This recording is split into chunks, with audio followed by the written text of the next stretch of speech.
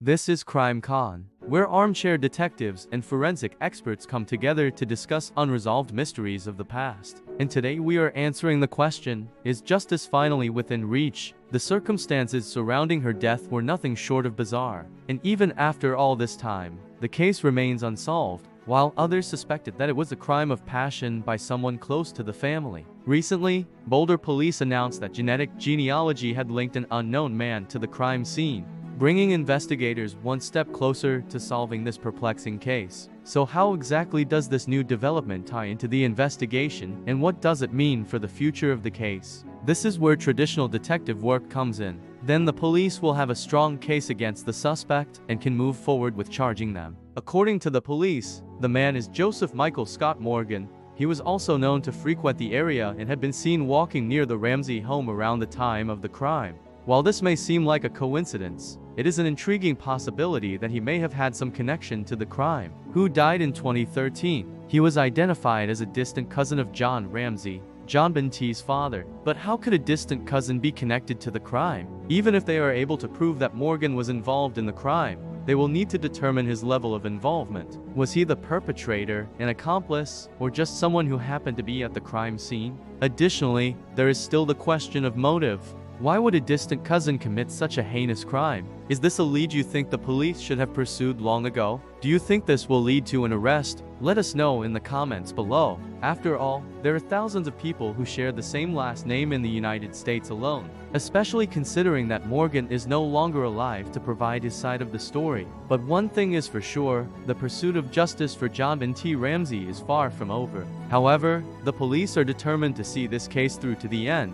They have assembled a team of experienced detectives and forensic experts to re-examine the evidence and follow up on any and all leads. And if you enjoyed this episode, please give it a like. As always, thanks for watching. They are also working closely with the district attorney's office to ensure that any charges that are filed are airtight. If not, they will need to go back to the drawing board and continue the search for the elusive killer. Once the police have a list of possible suspects, well, according to Boulder Police Chief Maris Harold, the investigation is still in its early stages, and they are still trying to piece together the full picture. It is possible that even though Morgan is deceased, his DNA may still be present in other databases, or that his relatives may be able to provide investigators with additional information or evidence. Additionally, with advancements in DNA technology, it may be possible to extract more information from the limited samples that were available.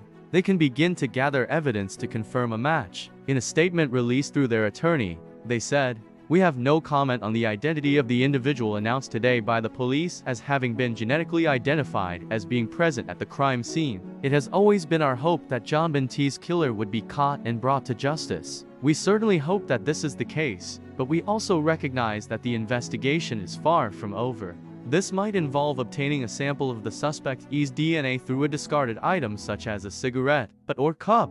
The DNA sample recovered from JonBenet's underwear has never been excluded as JonBenet's biological DNA, and without the benefit of knowing the complete DNA profile of whoever committed this crime, we cannot say at this time whether or not this individual was the perpetrator or potential witness or victim of circumstance. Certainly, whatever mistakes were made in the investigation have hampered this case for 26 years. We hope that every resource is now going to be devoted to solving this crime, or it might require a more direct approach such as a search warrant. Let's take a deeper dive into the details. In fact, in 2008, JonBenet's brother, John Ramsey, sued the police, claiming that they had botched the investigation. It involves comparing a person's DNA to other publicly available genetic information in an effort to establish family relationships and build a genealogical tree, which was originally collected but never analyzed due to the lack of technology at the time.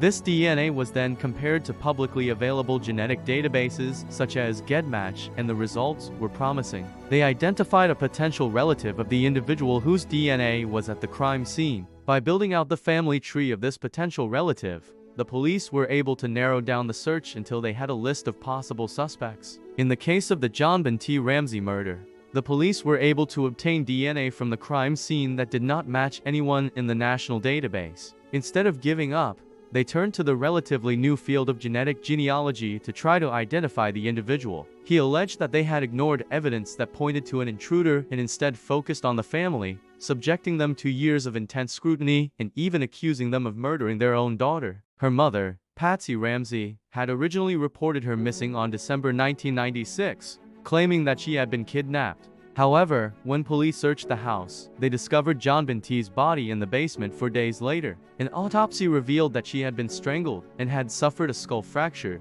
but the case soon went cold with few solid leads or suspects. The latest on JonBenét Ramsey's unsolved murder. Join us as we break down this 26-year-old cold case and explore the recent news that may finally bring these events into the spotlight they deserve. But first, a word from our sponsor. It has been over 2 decades since 6-year-old JonBenét Ramsey was found dead in the basement of her family home in Boulder, Colorado. While the investigation stalled, theories about what happened to JonBenét abounded. Some believed that an intruder was responsible for her death.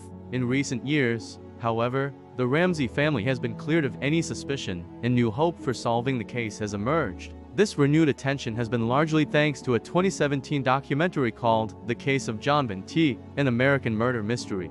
This series presented new evidence and theories about the crime and reignited interest in the case, leading to a surge in tips and leads for the police. The show revisited the evidence, interviewed people close to the case, and featured interviews with the family, giving viewers an inside look at the emotional toll that the case has taken on them. But now, after all these years, the possibility of justice for JonBenét seems closer than ever. Genetic genealogy is a technique used to identify individuals through their DNA. The process began with obtaining DNA from the victim's clothing. However, simply having a potential suspect's name is not enough to bring charges. Investigators need physical evidence to confirm the match. If the evidence does match, so who is this mysterious man, and what could his connection to the Ramsey family be? Well, it turns out that Morgan lived just blocks away from the Ramsey family at the time of JonBenét's murder. But if he is no longer alive, how can the police proceed with this case? As for the Ramsey family, they have expressed both hope and skepticism about the latest developments in the case. They continued, as the Boulder Police Department has acknowledged. Indeed, it seems as though the police have their work cut out for them if they want to bring justice to JonBenét. These questions may never be fully answered.